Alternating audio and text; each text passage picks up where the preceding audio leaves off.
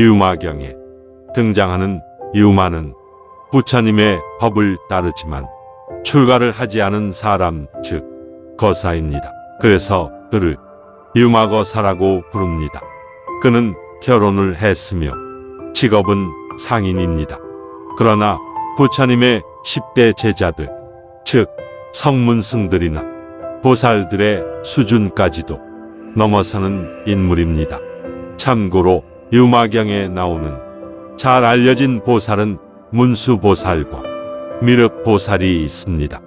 이것을 통해서 유마경이 제시하는 방향을 생각해 본다면 궁극으로 나아가는 길에는 보살이든 비구든 일반인이든 신분이나 계급 또는 직업은 그렇게 중요하지 않다는 것입니다.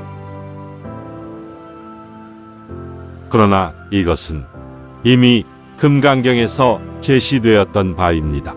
왜냐하면 이름 붙여진 모든 것에도 정해진 어떤 법에도 속박되지 말 것을 여러 차례 강조하고 있었기 때문입니다.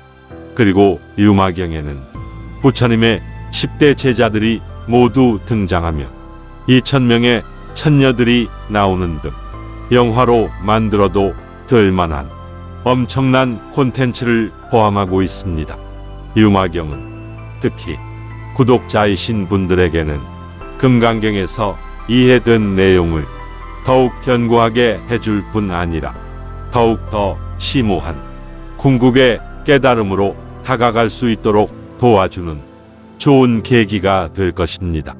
천상계에도 안주하지 말 것을 재촉하시는 유마거사에 만나기 어려운 법문으로 구독자님들이 모두 구독자 거사님으로 향상되시길 간절히 기원합니다. 그럼 구독하기 누르시고 시작하겠습니다.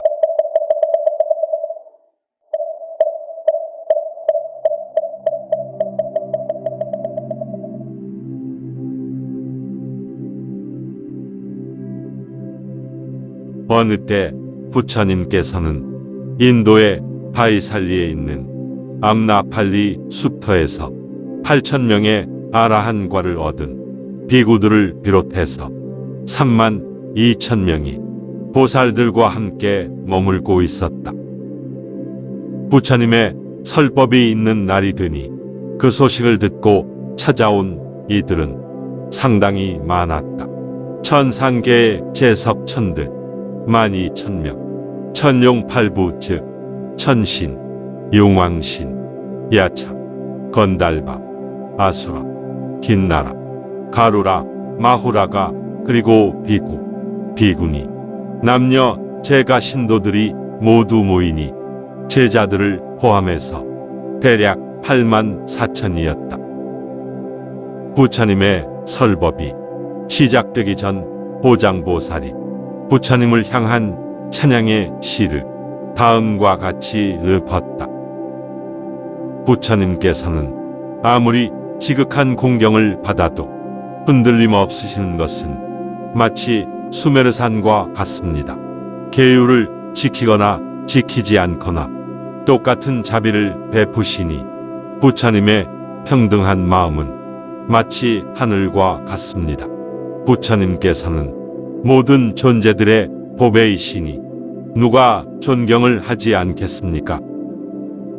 부처님께서는 세상이라는 것은 존재하는 것도 아니고 그렇지 않은 것도 아니므로 눈에 보이는 모든 것은 인연 따라 일어난 것일 뿐 거기에는 나라고 할 수 있는 것도 없고 느끼는 자의 실체도 없고 의도하는 자의 실체도 없지만 선과 악의 업은 결코 사라지지 않는다고 말씀하셨습니다. 이 세상의 얽매인 10가지 족쇄를 끊어버린 부처님께 경배드립니다. 이미 열반에 도달하여 거기에 당당히 서 있는 부처님께 경배드립니다. 미혹한 자들을 일깨워 주시는 부처님께 경배드립니다. 윤회의 길에 머물지 않는 부처님께 경배드립니다. 모든 분별에서 벗어나 추구함 없이 모든 것을 추구하는 부처님의 큰 위신력은 헤아릴 길 없습니다. 모든 집착에서 벗어난 부처님께 경배드립니다. 보장보살은 찬양의 시를 마치고 부처님께 다음과 같이 질문을 드렸다. 부처님, 저를 포함해서 위차비족의 500명의 젊은이들은 안욕 따라 삼약 삼보리를 찾으려는 마음을 일으켰습니다. 보살이 부처님의 법이 있는 곳을 청정하게 하기 위해선 어떻게 해야 하는 것인지 부처님의 가르침을 간곡히 청합니다. 부처님께서 답하셨다. 훌륭한 질문이구나. 깨달음의 법이 있는 곳, 즉 불국토를 청정하게 한다는 것에 대해서 설명을 하겠다. 주의 깊게 들어서 깨달음에 도움이 되도록 하거라. 보장보살은 기쁜 마음으로 대답했다. 그렇게 하겠습니다. 부처님. 부처님께서 다음과 같이 말씀하셨다.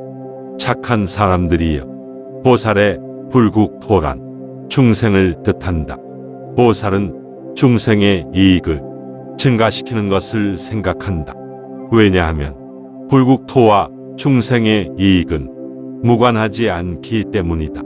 이러한 보살들의 노력에 의해서 각각의 중생들은 깨달음의 법에 대한 문제의식의 깊이에 따라서 거기가 불국토인지 아닌지가 정해지는 것이다. 왜냐하면 불국토는 물질 세계의 공간에는 존재하지 않기 때문이다. 이 외에도 중생의 정직한 마음, 중생의 깨달음을 향한 발심, 수행, 보살의 위대한 발심, 그리고 보시, 계일, 인욕, 정진, 선정, 깊은 지혜, 꾀향이 있는 곳은 보살의 불국토이다. 이러한 이유로 인해서 청정한 불국토를 바라는 보살은 자신의 마음을 청정하게 다스려야 한다. 보살의 마음이 얼마나 청정한가에 따라서 불국토도 그만큼 청정해지기 때문이다. 이때 부처님의 제자인 사리자는 문득 이런 생각을 했다. 마음의 청정함에 따라 보살의 불국토가 그만큼 청정해진다는 것이 사실이라면 부처님께서 머무시는 이곳 불국토가 청정하지 않게 보이는 이유는 과연 무엇인가? 사리자의 마음을 읽으신 부처님께서 다음과 같이 말씀하셨다. 사리자야, 이것을 어떻게 생각하는가? 만약 누군가가 해와 달이 청정하지 않다고 생각하는지 묻는다면 그대는 그렇지 않다고 대답할 것이다.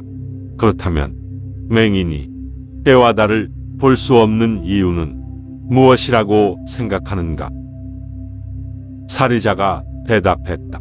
부처님, 그것은 맹인의 시각적 기능이 부족해서이지 해와 달은 아무런 부족함이 없습니다. 부처님께서 다시 말씀하셨다. 사리자야, 그와 같은 이유로 인해서 어떤 사람에게는 불국토가 온통 공덕으로 장식된 것이 쉽게 눈에 들어오지 않는다. 이것은 그 사람의 어리석음으로 인한 부족함일 뿐이다. 사리자야, 깨달은 자에겐 불국토는 언제나 청정하지만 그대에게는 그것이 보이지 않을 뿐이다. 이때 천상계의 초선천에서 온 나게 범왕이 사리자에게 다음과 같이 말했다. 큰 덕을 갖추신 분이시여, 부처님의 불국토가 청정하지 않다는 말은 삼가해 주십시오. 저희가 보기에는 이 불국토의 청정함은 마치 천상계의 타화자재천의 궁전이 아름답게 장식된 것과 같습니다. 사리자가 대답했다. 범천왕이시여, 나에게는 이 대지의 높고 낮은 언덕과 우거진 숲을, 낭떠러지, 도랑과 진흙, 흙탕물이 온통 귀범벅으로 된 것이 보입니다. 범천왕이 다시 대답했다. 이 불국토가 그와 같이 부정하게 보이는 이유는 그대 자신의 마음 속에 선과 악, 아름다움과 추함 같은 분별심이 남아있기 때문입니다. 일체 중생에 대한 평등한 마음을 갖고 부처님의 깊은 지혜에 도달하려는 염원이 청정한 사람에게 이 불국토는 청정한 곳으로 보이게 될 것입니다. 그때 부처님께서는 여전히 이해를 못하는 사람들이 있는 것을 꿰뚫어 보신 후 최후의 방편으로 신통력을 보여주셨다. 현실 세계를 무한하게 많은 보배로 겹겹이 꾸며진 아름다운 세상으로 바꿔 놓으신 것이다. 그 자리에 있던 모든 존재들은 놀랍고 경이로운 장면에 감탄했다. 평범했던 자리조차 아름다운 연꽃으로 꾸며진 자리로 바뀌어져 있었다. 부처님께서 다시 사리자에게 말씀하셨다. 사리자야, 불국토 전체가 공덕으로 장식된 것을 보고 있는가? 사리자가 대답했다. 보고 있습니다. 부처님, 이런 광경은 지금까지 본 적이 없었습니다. 부처님께서 말씀하셨다. 사리자야, 불국토는 영원토록 이런 모습이지만 깨달은 자 열에는 우둔한 중생들을 점차적으로 깨우치게 하기 위해서 그토록 많은 부정스런 것들이 널려 있도록 보이게 배려한 것이다. 사리자야, 모든 신들은 보석 그릇에 음식을 담아서 먹지만 과거에 얼마만큼의 덕을 쌓았는가에 따라서 그 음식의 종류는 매우 다양하여 최고의 식사가 될 수도 있고 그렇지 않을 수도 있는 것이다. 사리자야, 이와 마찬가지로 사람들은 불국토에 태어나지만 과거든 현재든 마음이 얼마만큼 청정한 것인지에 따라 갖가지 차이가 있는 것이다. 잠시 후 부처님께서 신통력을 거두시니 불국토는 이전의 모습으로 돌아갔다. 많은 신들과 인간들은 중생의 세계, 즉 만들어진 세계는 실제로는 무상하다는 사실을 깨달았다.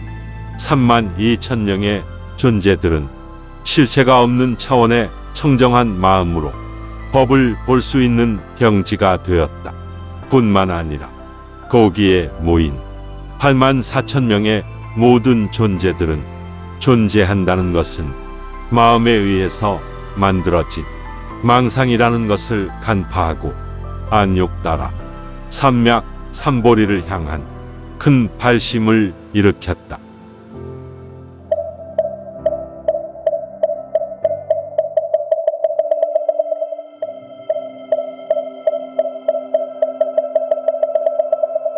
한편 그 지역에는 위차비족에 속하는 유마라는 이름을 가진 사람이 살고 있었다.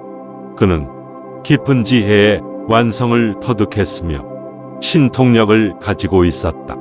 그래서 부처님으로부터 칭송을 들었으며 천상계의 신들로부터 존경을 받았다. 또한 일반 사람들과 같이 흰 옷을 입었지만 그의 말과 행동과 생각은 세속을 벗어나 있었다. 몸은 세속에 있으면서도 욕계, 색계, 무색계를 뛰어넘는 탁월한 지혜를 갖추었다. 자식과 아내와 고용인을 거느리면서도 늘 여유로웠고 매사에 현명하게 일을 처리했다. 그는 주로 소승에서 대승으로 사람들을 이끌기 위해서 노력했다. 심지어 도박이나 노름하는 곳뿐만 아니라 아름다운 여인들이 몸을 파는 곳에도 모습을 드러내어 그들을 제도했다. 그는 큰 부자이면서도 뛰어난 지혜를 가지고 있었기 때문에 남녀노소 계급에 관계없이 많은 사람들로부터 존경을 받았다. 어느 날 중생제도를 위한 방편으로 그는 병에 걸리지 않았지만 자신이 병에 걸렸다는 소문을 내었다. 이러한 소문이 퍼지고 며칠 후 그를 알고 있던 수많은 상인들, 바라문들과 거사들, 왕실의 관리들, 그리고 바이살리의 국왕까지도 직접 병문안을 왔다. 유마거사의 생각대로 많은 사람들이 모이자 그는 계획했던 무상한 몸에 대한 설법을 시작했다. 그대들이여, 물질적인 현상으로서의 몸이란 마음에 뒤바뀐 헛된 생각에서 생긴 것이니 헛개비와 같고 꿈과 같습니다. 그리고 이 몸은 과거 생의 반영이므로 그림자와 같고 인연에 의해서 잠시 나타난 것이니 메아리와 같습니다. 또한 흙과 같아서 뜻대로 움직이지 않으며 물과 같아서 실체가 없고 불과 같아서 수명이 정해지지 않았습니다. 이 몸은 바람과 같아서 나라고 할 것이 없습니다. 견고하지 못하므로 결국에는 허물어지는 것이고 병덩어리이고 변화하는 성질을 지니기 때문에 의지할 만한 것이 아닙니다. 이 몸은 보여지는 아름다움, 들려오는 좋은 소리, 맡을 수 있는 좋은 향기, 입으로 느끼는 좋은 맛, 만질 수 있는 부드러운 감촉, 깨달음의 정해진 법을 추구하기 때문에 이러한 물질적인 현상으로서의 몸을 경계해야 합니다. 그리고 실체가 없는 차원으로서의 몸, 즉 열애의 몸 또는 법의 몸을 따라야 합니다. 법의 몸이란 다음과 같은 것으로부터 생깁니다. 그것은 자비로운 마음, 동정심, 기쁨, 평등심, 지혜, 깨달음의 자각, 부시, 그리고 계율과 인욕을 지키는 것, 10가지 선행, 4가지 선정, 8가지 해탈의 길, 3가지 삼매, 37가지 깨달음의 방편, 고유한 마음, 그리고 명확한 관찰과 신통력입니다. 이 중에서 8가지 해탈의 길에 대한 설명입니다.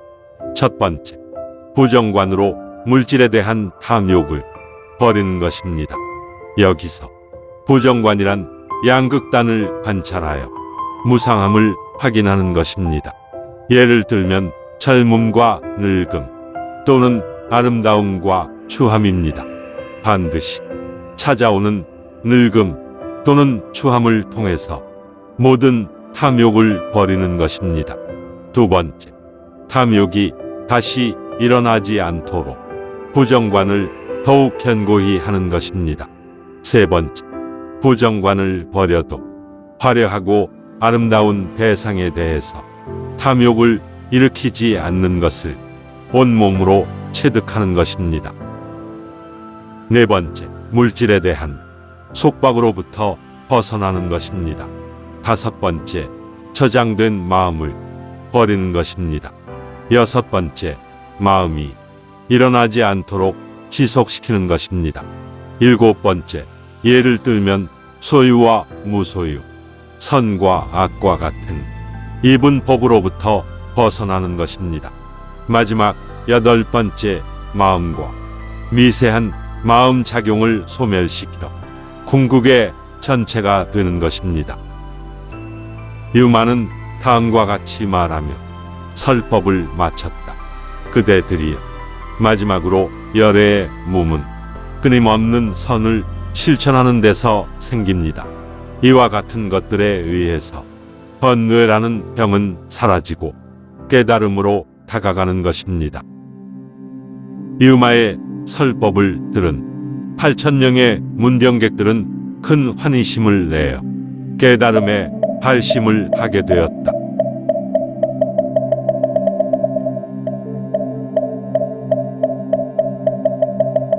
며칠이 지나고 유마는 다음과 같이 생각하였다. 부처님께서는 내가 병에 걸려서 누워있다는 소문을 들으셨을 텐데 아무도 문병객을 보내지 않으시고 있으니 언제쯤 보내실 것인가? 아니면 나를 잊으신 것인가?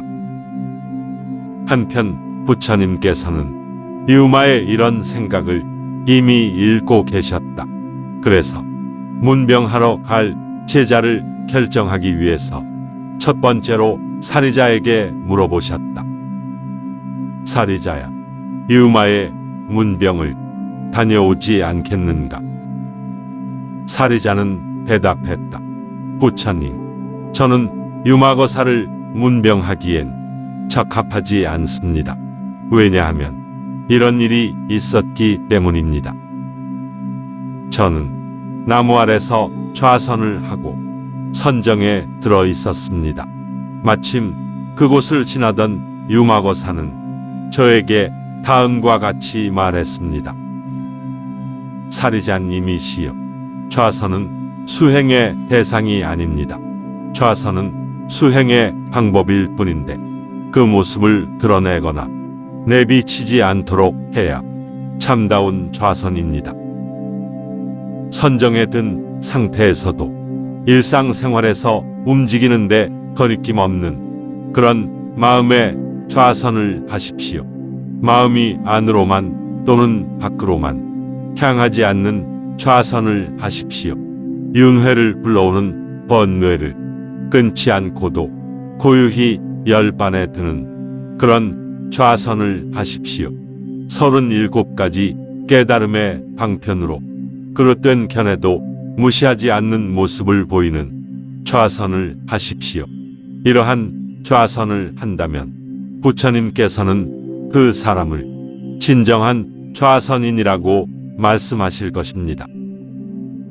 부처님, 그 당시 저는 유마거사의 말을 듣고 그것이 진리임을 깨닫고 한마디도 말할 수가 없었습니다.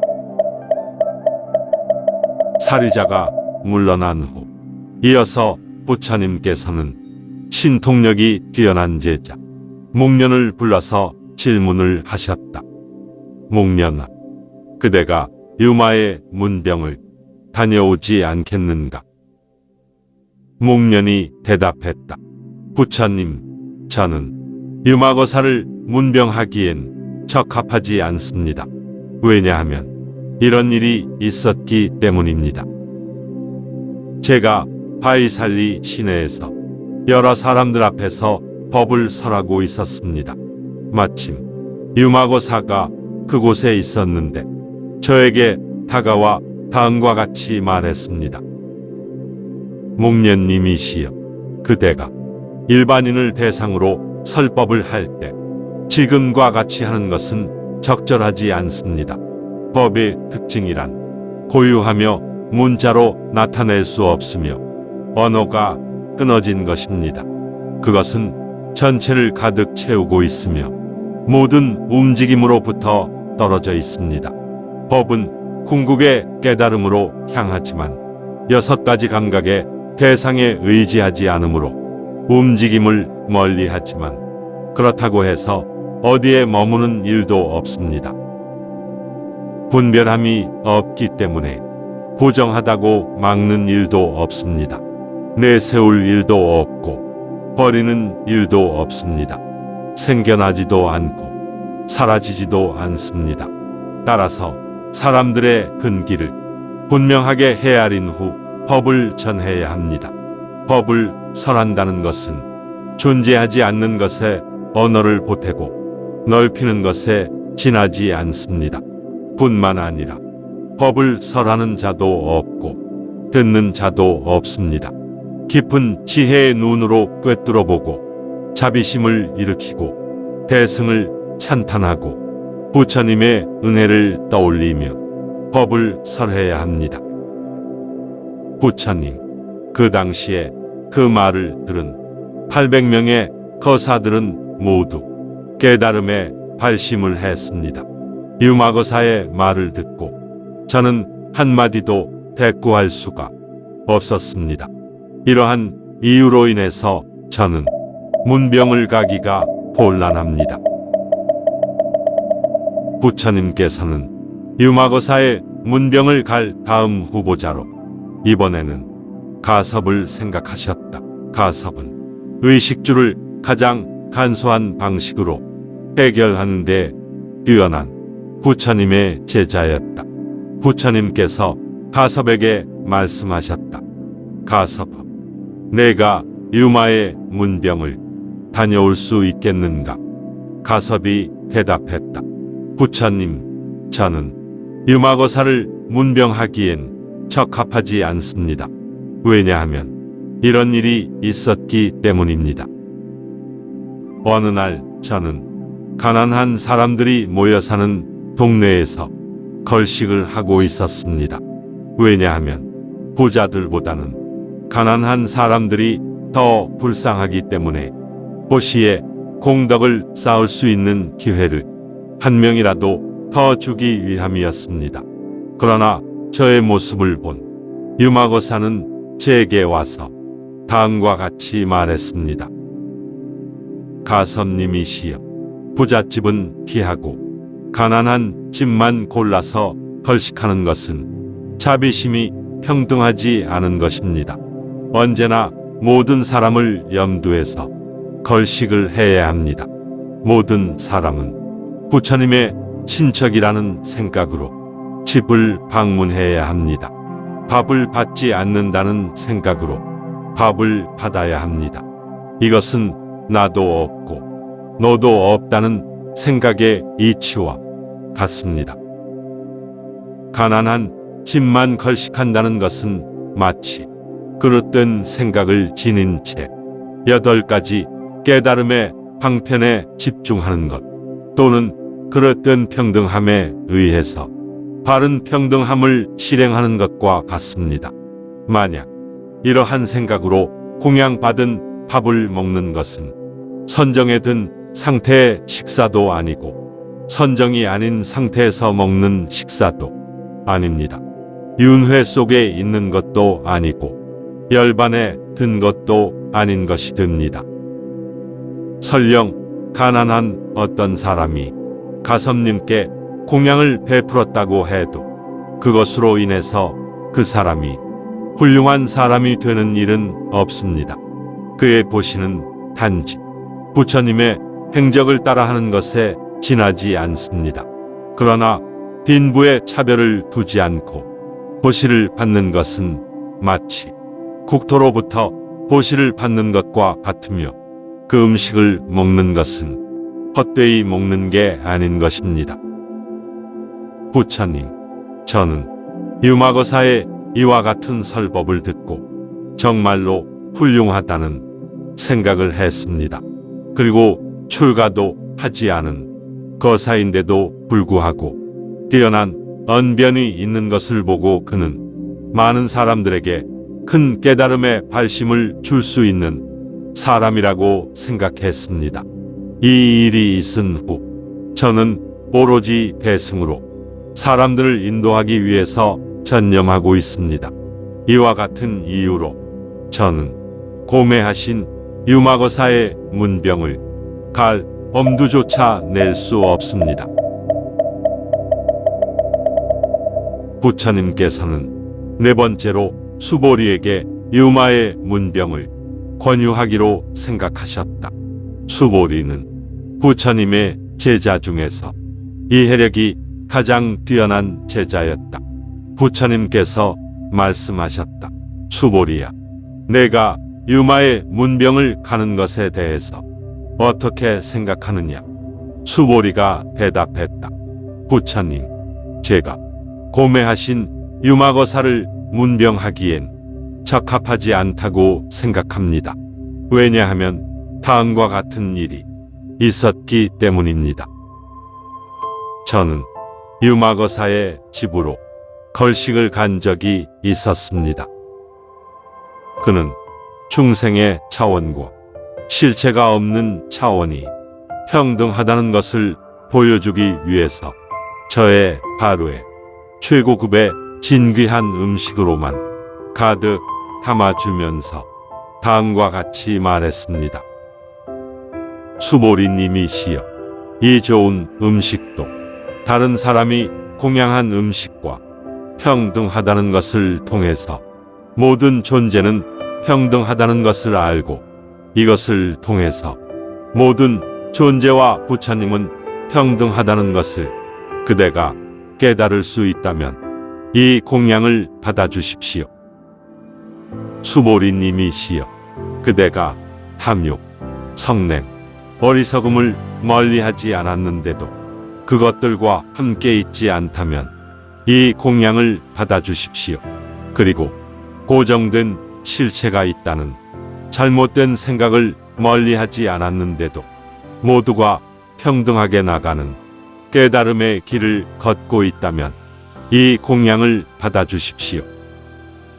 수보리님이시여, 만약 그대가 무지와 존재에 대한 애착을 멀리하지 않았는데도 깊은 지혜와 해탈에 도달할 수 있다면 부디 이 공양을 받아주십시오. 그리고 무간업을 지은 자일지라도 해탈을 터득한 그대와 평등하다는 것을 알고 있다면 이 공양을 받아주십시오.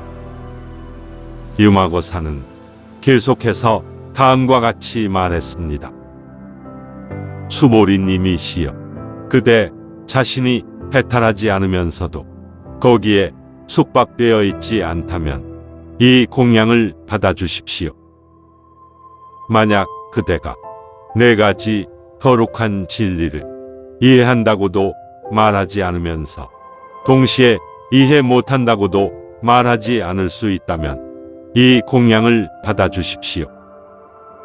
그대가 과보에 의해서 성자도 범부도 아니며 범부의 법을 거스르는 것도 아니라면 이 공양을 받아주십시오.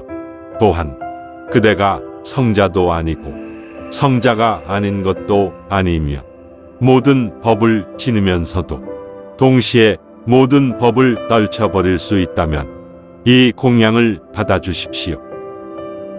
수보리님이시여, 만약 어떤 사람이 부처님을 찾아뵙지도 않고 법문도 듣지 않으며 육사외도를 찾아 출가한다고 했을 때 그 사람을 위해서 수보리님이 어디든지 따라갈 수 있다면 이 공양을 받아주십시오. 수보리님이시여, 제가 보기에는 그대는 온갖 사견에 빠져 있으며 양극단과 중도에 대한 바른 인식을 얻지 못했습니다. 그대는 8가지 불행한 운명을 타고났으며 행복의 도리를 알지 못합니다. 그대는 번뇌를 가지고 있으며 청정함을 지니지 못하고 있습니다.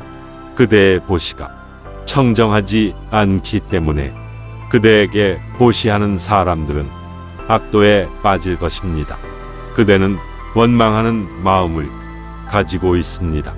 속으로는 모든 부처님을 비난하고 불법을 헐뜯고 있기 때문에 그대는 열반에 들지 못할 것입니다.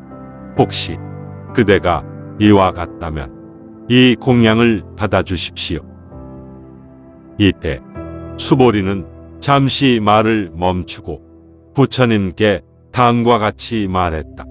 부처님, 그 당시 저는 그러한 황당한 말을 듣고 무슨 말을 해야 할지 눈앞이 캄캄했습니다.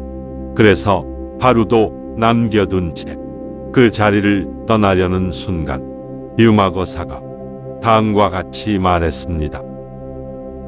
수보리님이시여, 그대는 더 이상 곤혹해하지 마시고 우선 이 바루를 챙기십시오.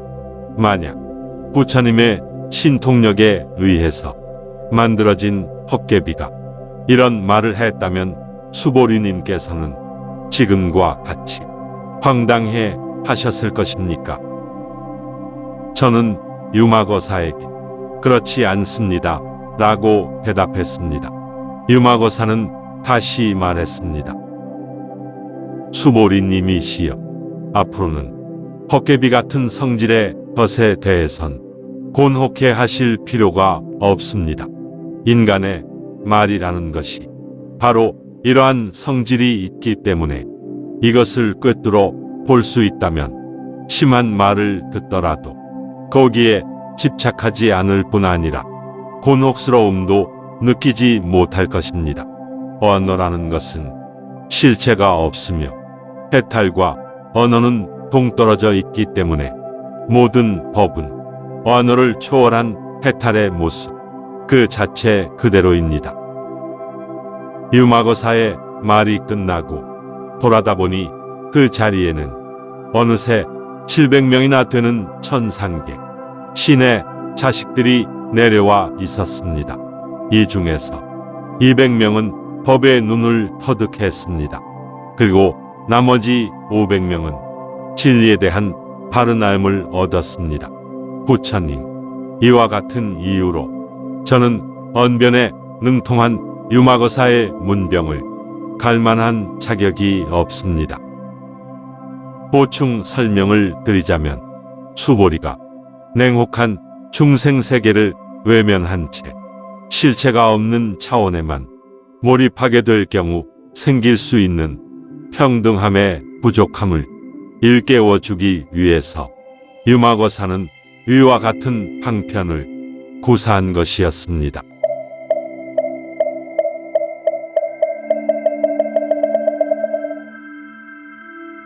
부처님께서는 5번째 후보자를 부루나로 정하셨다.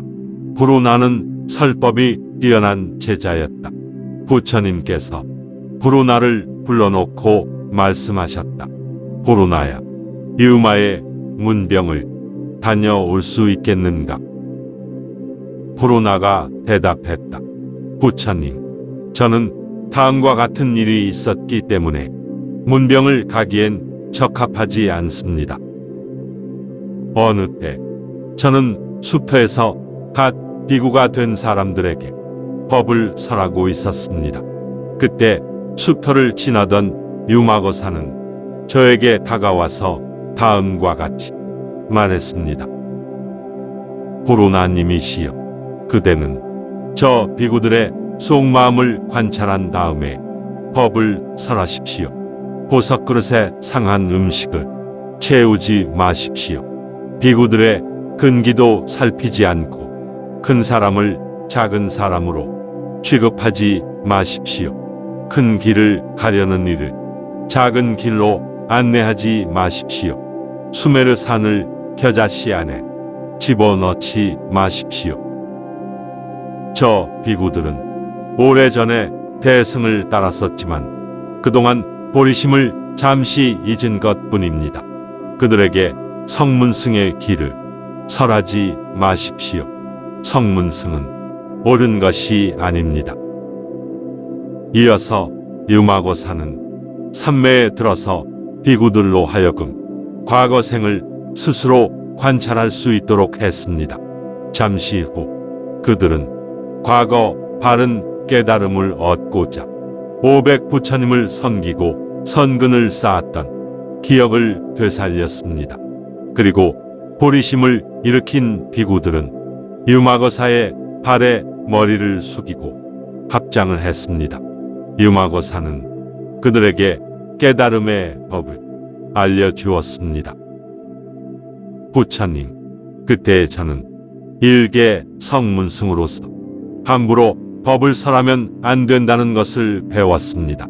성문승은 늘 선정에 들 수 없을 뿐더러 다른 사람의 근기를 판단할 수 있는 능력도 없기 때문입니다.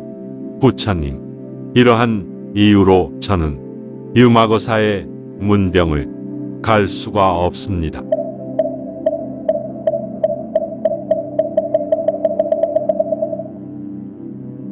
부처님께서는 다음으로 문병갈 사람으로 가전년을 생각하셨다. 가전년은 부처님의 제자 중에서 부처님의 말씀을 정리해서 설명을 하는데 뛰어난 제자였다. 부처님께서 가전년에게 말씀하셨다. 그대가 유마의 병문안을 다녀오는 것이 어떻겠는가? 가전년이 대답했다. 부처님, 저는 유마거사의 문병을 가기엔 부족한 점이 있습니다. 왜냐하면 예전에 이러한 일이 있었기 때문입니다. 언젠가 부처님께서 비구들에게 교법을 말씀해 주신 적이 있었습니다. 잠시 후 저는 비구들에게 무상을 비롯해서 고통과 무아 그리고 번뇌의 소멸에 대해서 설명을 하고 있었습니다. 그때 마침 그곳을 지나가던 유마거사는 저에게 와서 다음과 같이 말했습니다.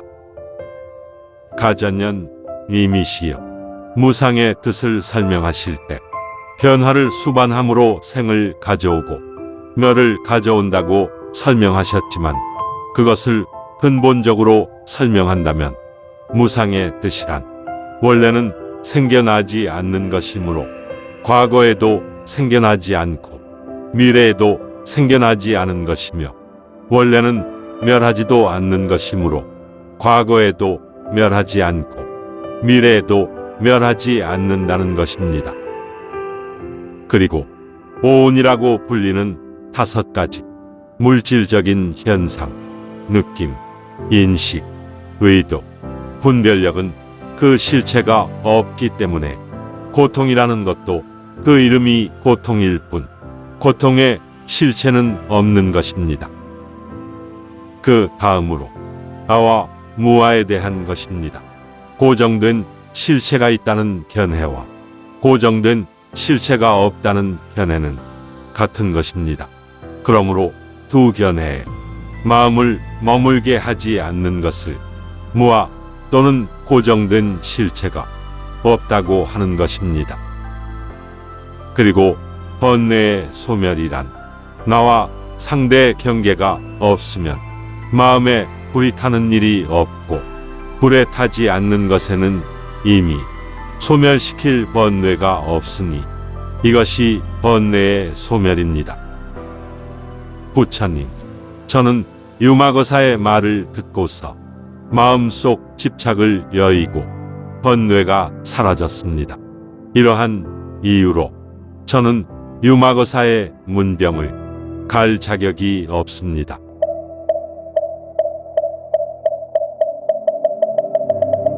부처님께서 이번에는 아나율에게 물어볼 것을 생각하셨다. 아나율은 수행 과정에서 비록 실명을 했지만 마음의 눈이 열려서 신통력을 갖춘 제자였다.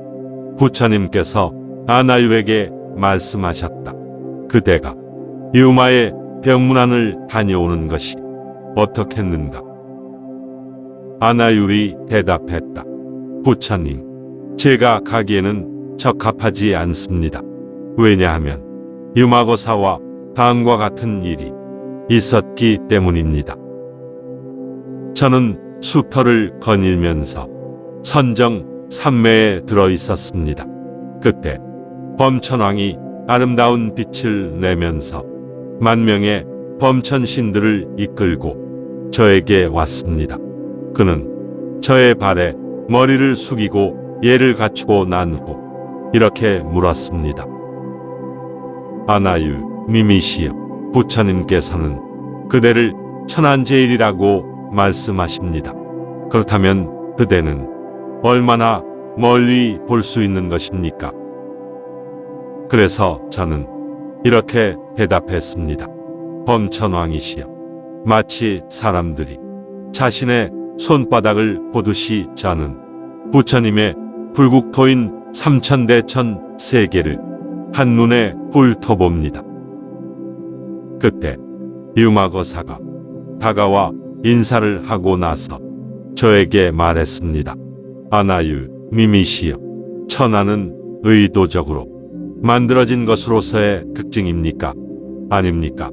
그것이 의도적으로 만들어진 것으로서의 특징이라면 이 교도들의 신통력과 다를 바 없습니다. 만약 인위적으로 만들어진 것, 즉 유의의 특징이 아니라면 무의일 텐데 그것으로 무엇을 본다는 것은 있을 수 없습니다. 큰 덕을 갖추신 분이시여 도대체 무엇으로 보는 것인지 말씀해 주십시오. 이에 대해서 저는 뭐라고 대답할 수가 없었습니다. 범천왕도 유마거사의 말을 듣고 놀라워하며 그에게 인사를 하고 다음과 같이 물었습니다. 그렇다면 이 세상에서 진정한 천안을 지닌 이는 누구입니까? 유마거사가 말했습니다. 부처님이야말로 이 세상에서 진정한 천안을 지니신 분이십니다. 선정에 든 채 모든 불국토를 보시면서 그 어떤 분별심도 일으키지 않으시기 때문입니다. 그의 말을 들은 만명의 범천신들은 깨달음에 발심을 했습니다. 그리고 저와 유마거사에게 인사를 올리고 돌아갔습니다. 부처님, 이러한 이유로 저는 고매하신 유마거사의 문병을 가기엔 적합하지가 않습니다.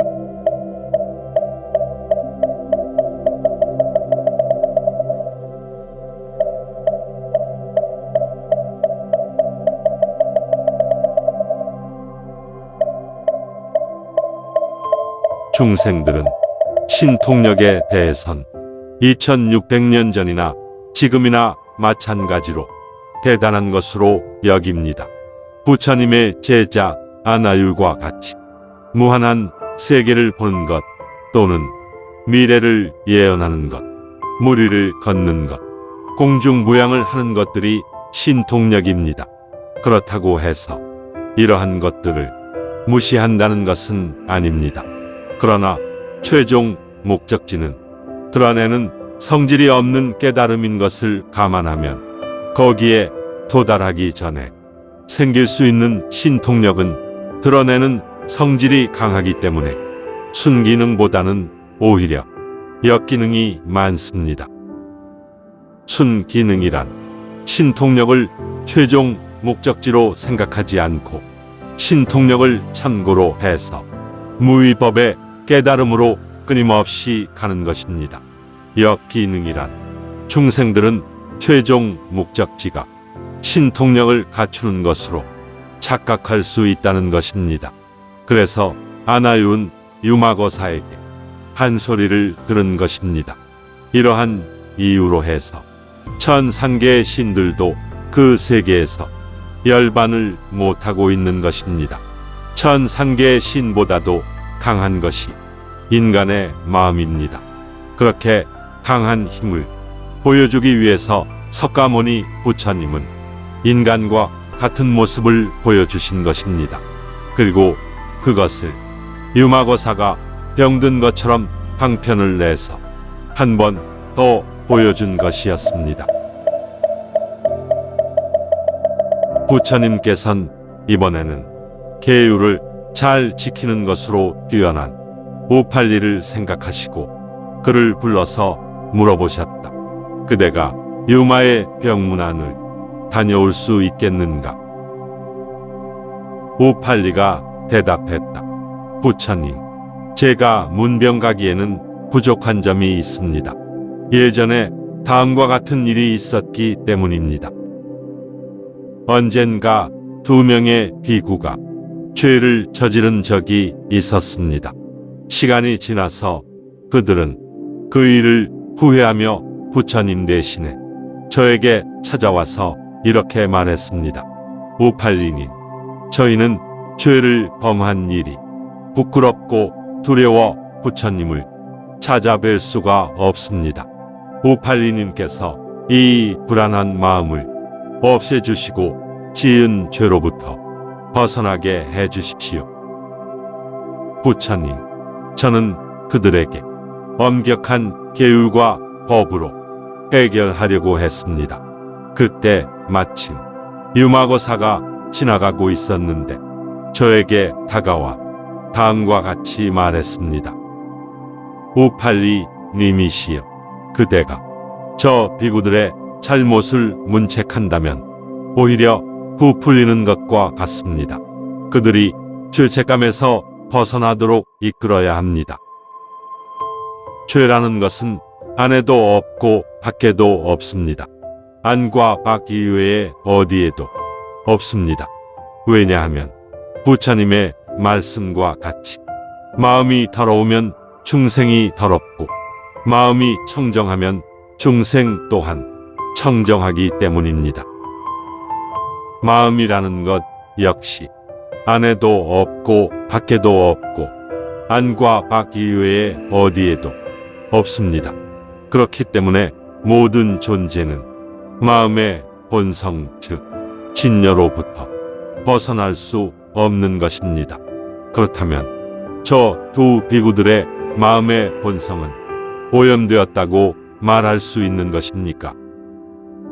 저는 대답했습니다. 그렇지 않습니다. 다시 유마거사가 말했습니다.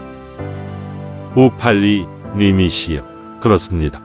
모든 사람들의 마음은 오염이 없는 상태를 본성으로 합니다. 지은 죄를 계율로 엄격하게 다룬다는 것은 분별이고 분별은 곧 오염입니다. 분별도 없고 망상도 없는 것이 마음의 본성입니다. 또한 고정된 실체인 자아가 있다는 뒤바뀐 생각이 오염이고 무아가 본성입니다. 모든 존재는 생기고 멸하는 것을 멈추는 법이 없고 헛개비 같고 구름 같고 번개와 같습니다. 모든 존재는 물 위에 비친 달과 같고 거울에 비친 허상과 같으니 이 모든 게 마음의 분별에 의해서 생겨났기 때문입니다. 이러한 사실을 꿰뚫어 보며 마음의 본성을 지키는 사람, 바로 이 사람이 계율을 지키는 사람입니다.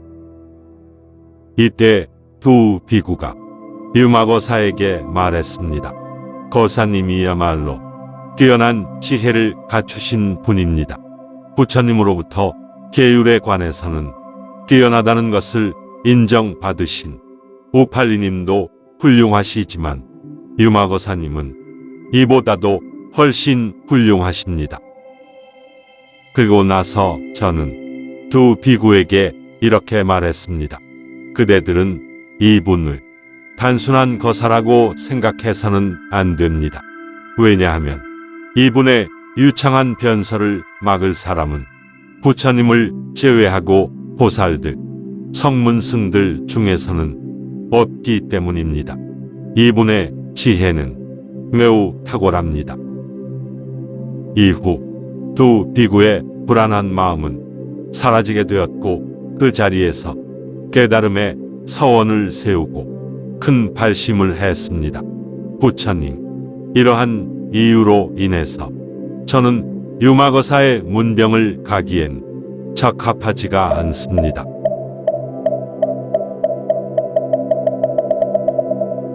다음 날 부처님께서는 9번째로 라훌라에게 물어보기로 생각하셨다. 라훌라는 부처님의 친아들로 부처님의 가르침을 실천하는 것으로 가장 뛰어났었다. 부처님께서 라훌라에게 말씀하셨다. 라훌라야, 내가 유마의 병문안을 다녀오는 것이 어떠한가? 라훌라가 부처님께 대답했다. 부처님, 저는 유마거사의 병문안을 가기가 곤란합니다. 왜냐하면 예전에 다음과 같은 일이 있었기 때문입니다. 어느 날 위차비족의 젊은이들 3,200명이 저를 찾아와서 이와 같이 말했습니다. 라훌라님이시여, 그대는 부처님의 친아들이기도 하지만 왕위를 버리고 출가하셨습니다. 그렇다면 출가의 이익과 공덕은 과연 무엇입니까? 이 말을 듣고 저는 그들에게 출가의 이익과 공덕에 대하여 설명을 하고 있었습니다. 그때 마침 유마고사가 지나가다가 그것을 듣고 저에게 와서 다음과 같이 말했습니다. 라훌라님이시여, 출가의 이익과 공덕을 그렇게 말씀하시면 안 됩니다. 왜냐하면 출가에는 아무런 이익도 없고 공덕도 없기 때문입니다.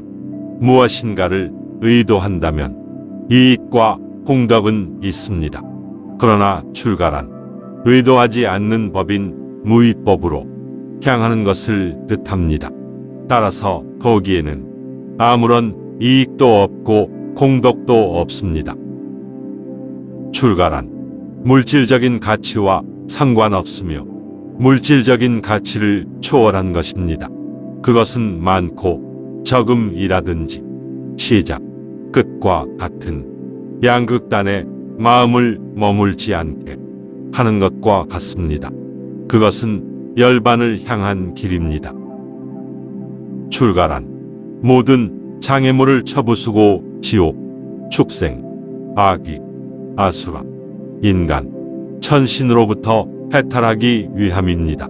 그것은 5가지의 눈, 즉 육신의 눈, 하늘의 눈, 지혜의 눈, 법의 눈, 깨달음의 눈을 밝히는 일이며 5가지의 능력, 즉 믿음, 정진, 마음의 관찰, 삶의 지혜를 굳건히 하는 것입니다. 또한 다른 것을 괴롭히지 않으며 악한 것과 어울리지 않는 것입니다. 진정한 출가는 이교도들을 순화시키고 분별심을 초월합니다. 그것은 애육의 수렁을 건너는 다리와 같고 이것은 내 것이라는 생각, 내가 존재한다는 생각으로부터 벗어나는 일입니다. 그것은 마음을 어디에도 머물지 않게 하며 혼란을 가라앉혀서 끊는 일입니다. 그것은 고요한 마음을 가져옵니다. 만약 어떤 사람이 이와 같이 출가했다면 그것은 훌륭한 출가입니다. 유마고사는 계속해서 말씀하셨습니다. 젊은이들이 부처님께서 세상에 나타나신 것은 결코 흔한 일이 아니며 더군다나 그 법문을 들을 수 있는 행운, 즉 인간의 몸을 받는 것은 너무도 어려운 일이기 때문입니다. 이때 한 젊은이가 반문했습니다. 유마고사님이시여, 그러나 부처님께서는 부모의 허락 없이는 출가하지 못한다고 말씀하셨지 않습니까? 다시 유마고사가 말했습니다. 그대들이여, 만약 그렇다고 할지라도 안욕 따라 삼약 삼보리심을 일으키고 수행을 한다면 출가하지 않았어도 그것은 출가한 것과 조금도 다를 바 없습니다. 이 말을 들은 위차비족의 3,200명의 젊은이들은 그 자리에서 큰 깨달음에 발심을 했습니다. 부처님, 이런 이유로 해서 저는 유마고사의 문병을 가겠다는 생각을 할 수가 없습니다. 시간이 지나고 잠시 후 부처님께서는 이번에는 10대 제자 중에서는 마지막으로 아난다를 부르셨다. 아난다는 부처님의 법문을 가장 많이 들은 제자였다. 부처님께서 아난다에게 말씀하셨다. 아난다야, 그대가 유마의 병문안을 다녀오는 것이 어떻겠는가? 아난다가 대답했다. 부처님, 제가 유마고사의 병문안을 간다는 것은 도리에 맞지 않습니다. 왜냐하면 다음과 같은 일이 있었기 때문입니다. 언젠가 부처님께서 병으로 아프셨을 때의 일입니다. 아침 일찍 저는 부처님께 우유를 드리기 위해 어떤 바라문의 대저택 문 앞에서 탁발을 하려고 했습니다. 그때 그곳을 지나가던 유마거사는 제게 인사를 하고 이렇게 말씀하셨습니다. 아난다 님이시여, 무슨 이유로 이른 아침부터 남의 집 앞에서 바루를 들고 계신 것입니까? 저는 대답했습니다. 부처님께서 병에 걸리셨기 때문에 우유를 드시게 하기 위해서 이곳에 온 것입니다. 유마거사는 대답했습니다. 아난다 님이시여, 그런 말씀은 삼가해 주십시오. 부처님 옆에 오랫동안 계셨는데도 왜 모르시는 것입니까? 부처님의 몸은 다이아몬드와 같이 견고하며 모든 악을 끊고 온갖 선으로 이루어져 있습니다. 그런데 어떻게 병에 걸리실 수가 있겠습니까? 아난다 님이시여, 더 이상 부처님을 욕보이게 하는 말씀은 하지 마시고 그대로 돌아가십시오. 혹시라도 큰 덕을 갖춘 천자들 또는 모든 불국토에서 모여든 보살들이 보거나 들었을지 걱정이 됩니다. 또한 다른 이교도들이나 수행자들이 이 모습을 보았을지 걱정이 됩니다. 그들은 분명 부처님에게 자신의 병도 조절하지 못하는데 사람들 마음의 병까지 참견한다고 할 것입니다. 아난다 님이시여, 남의 눈에 띄지 않도록 해서 돌아가시는 게 좋을 것 같습니다. 부처님의 몸은 깨달음을 전달하는 몸, 즉 법신이기 때문에 음식으로 생명을 유지하는 우리와 같은 몸과는 근본적으로 다릅니다. 부처님의 몸은 이 세상을 초월한 몸이기 때문에 상식을 넘어서 있습니다. 부처님에겐 고통이 없으며 혹시 있다고 해도 전혀 다른 성질이며 우리와는 다릅니다. 그리고 부처님의 몸은 무의이기 때문에 병에 작용이 있을 수 없습니다. 부처님, 그 당시 저는 유마거사의 말을 듣고 제가 생각하고 행동했던 것이 수치스러웠습니다. 그때 제 귓가에 알 수 없는 곳으로부터 다음과 같은 소리가 들려왔습니다. 아난다야, 유마거사의 말은 확실하고 분명하다. 오타각세, 즉 전쟁의 빈번함, 정신의 오염, 번뇌의 증가, 인간성의 상실, 수명의 단축, 이러한 세상에 출현하신 부처님은 단지 중생을 제도하기 위한 방편으로 중생과 다름없는 병든 모습을 보여주신 것이다. 아난다야, 이제 알았으니 부끄러워하지 말고 가던 길 그대로 탁발하고 돌아가거라. 부처님, 유마거사의 생각은 너무도 훌륭했습니다. 그래서 저는 병문안을 갈 엄두도 낼 수가 없습니다. 이와 같이 10대 제자뿐만 아니라 다른 성문승들도 유마거사와 겪었던 일을 부처님께 말씀드리고 한결같이 병문안 가는 것을 꺼려했다.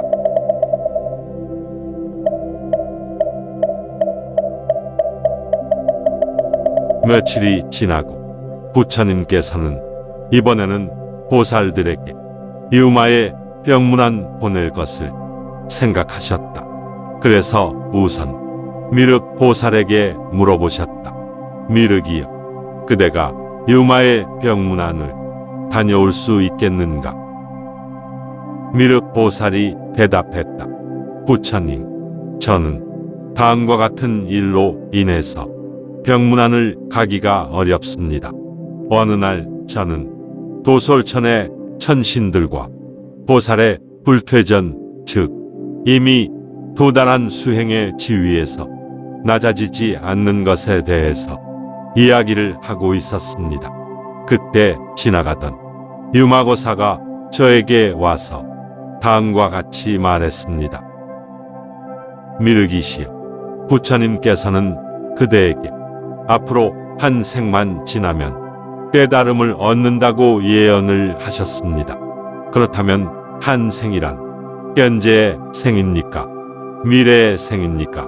만약 미래의 생이라면 아직 도달하지 않은 것이고 현재의 생이라면 정해진 것이 아니라 계속 흘러가는 것과 같습니다. 왜냐하면 부처님께서 말씀하시길 사람은 매 순간순간 나고 죽는데 이러한 흐름을 되풀이한다고 하셨기 때문입니다. 만약 한 생이란 것이 위와 같은 생과 무관하다면 그것은 결국 궁극의 경지에 들어있는 한 생인데 분명 거기엔 생이 없으니 예언할 것도 없는 것 아니겠습니까? 미르기시여, 보살의 가장 높은 지위에서 생을 마치면 부처가 된다는 입장에서는 있는 그대로 사물을 꿰뚫어 보는 것, 즉 진여의 생을 말하는 것입니까? 아닙니까? 진여는 생하는 것도 아니고 멸하는 것도 아닙니다. 진여는 모든 중생, 모든 법, 모든 성자에게 똑같이 깃들여 있으니 정작 그대가 예언받은 것은 중생들 모두가 예언을 받은 것과 같습니다. 그러므로 그대가 깨달음에 도달한다면 모든 중생들도 깨달음에 도달할 것입니다. 왜냐하면 모든 중생들이 밝게 이해하는 것, 그것이 깨달음의 지혜, 즉 보리이기 때문입니다. 또한 일체 중생 모두가 완전한 열반에 이른다는 것, 즉 열반의 본질을 갖추고 있다는 사실을 열애는 꿰뚫어 보고 있기 때문입니다. 미르기시여, 이러하니 그대의 잘못된 설법으로 천신들을 잘못된 길로 이끌지 말아 주십시오. 깨달음의 지혜, 즉 보리란 그곳으로 들어가는 것도 아니고 그곳으로부터 나오는 것도 아닙니다. 그러하니 미르기시여, 부디 천신들로 하여금 보리를 특별한 것으로 착각하게 하지 말아 주십시오. 보리란 몸으로 깨닫는 것도 아니고 마음으로 깨닫는 것도 아닙니다. 보리는 6가지 인식의 대상, 즉 보여지는 아름다움, 들려오는 좋은 소리, 맡을 수 있는 좋은 향기, 입으로 느끼는 좋은 맛, 만질 수 있는 부드러운 감촉, 깨달음의 정해진 법에 결코 머물지 않는 것입니다. 보리는 의도가 일어나지 않는 것이고 모든 견해에 머물지 않는 것입니다. 보리는 모든 분별심에서 벗어나 몸의 움직임과 생각, 마음의 동요를 초월해 있습니다. 보리는 어떠한 바램도 품지 않는 것이고 모든 얽매임으로부터 벗어나 집착이 없는 상태로 가는 것이며 진실의 극한에 머무는 일이며 마음에도 없고 마음의 인식 대상에도 없는 까닭의 양극단을 초월합니다. 보리는 마치 허공과 같기 때문에 항상 평등하며 생하지도 않고 멸하지도 않고 변화하지도 않습니다. 보리는 모든 사람들의 마음과 행동과 의지를 꿰뚫지만 육군, 즉 눈과 귀와 코, 그리고 혀와 몸과 마음, 또한 육군에 대응하는 육군의 대상에 의존하지 않습니다. 보리는 일어나는 것도 아니고 존재하는 것도 아닙니다. 보리란 단지 명칭에 불과하며 실제로는 그 명칭을 초월합니다. 보리는 이해하기 어렵기 때문에 미묘하다고 하며 몸 또는 마음으로 얻을 수 있는 어떤 것이 아닙니다.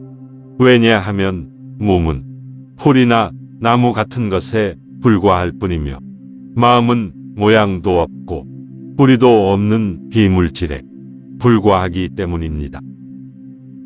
부처님, 유마거사의 말을 듣고 나서 그 자리에 있었던 200명의 천신들은 실체가 없는 차원에서는 생멸의 변화가 없다는 것을 확신했습니다. 이러한 이유로 인해서 저는 고매하신 유마거사의 병문안을 가기에는 적합하지 않습니다.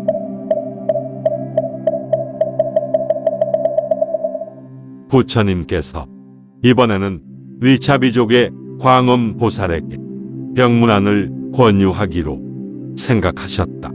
부처님께서는 광엄보살을 불러서 물어보셨다.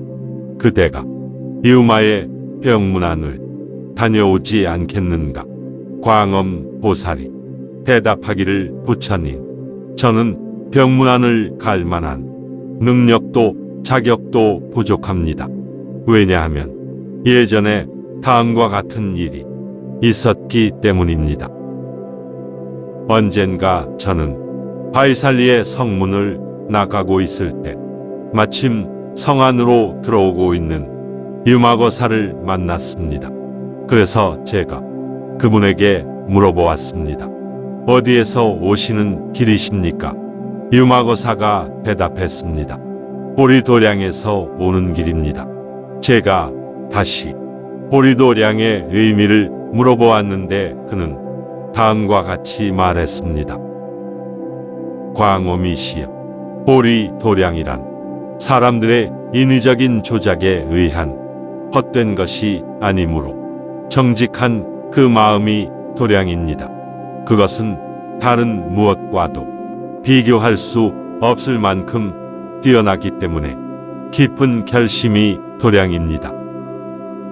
보리도량이란 보답을 바라지 않기 때문에 사람들에게 베푸는 것이 도량이며 깨달음으로 향하는 마음의 힘이 도량이며 누구도 미워하는 마음이 없기 때문에 인내가 도량입니다. 보리도량이란 이미 도달한 수행의 경지에서 결코 낮아지지 않기 때문에 정진이 도량입니다. 또한 어떠한 상황에서도 유연하기 때문에 선정이 도량이며 밝고 투명하게 끝으로 보기 때문에 깊은 지혜가 도량입니다. 보리도량이란 모든 사람들에게 평등한 마음이 도량이며 온갖 박해에 대한 슬픔을 승화시키는 마음이 도량이며 법에 대한 환희심이 도량이며 애착과 증오를 벗어났기 때문에 치우침 없는 마음이 도량입니다. 보리도량이란 모든 중생은 고정된 실체가 없는 까닭에 모든 중생이 도량이며 어떠한 악마와 마주쳐도 그것을 파괴하는 흐트러지지 않는 마음이 도량입니다. 보리도량이란 3계, 즉 6계, 색계, 무색계 가운데 태어나는 이를 벗어났기 때문에 3계가 도량입니다. 또한 보리도량이란 3고, 즉 육체적인 괴로움, 정신적인 괴로움, 윤회로 인한 괴로움에 대한 모든 지혜를 완성했기 때문에 한 생각에 모든 것을 이해하는 것, 이것이 바로 도량입니다. 광엄이시여, 보살은 마땅히 이와 같이 깊은 지혜의 완성을 갖추고 사람들의 근기를 일깨워주며 바른 법을 지니며 선근을 가지고 있고 그의 일거수일투족은 모두 보리도량에 그 뿌리를 두고 있으며 깨달음의 법 가운데에 온전하게 있는 것입니다. 부처님, 유마거사의 말이 끝났을 무렵에는 어느새 500명이 천신 및 중생들이 모여들어 있었습니다. 그들은 모두 그 자리에서 깨달음에 발심을 했습니다. 그리고 저 역시 깊은 깨달음에 발심을 했습니다. 이러한 이유로 저는 유마거사의 병문안을 갈 자격이 없습니다.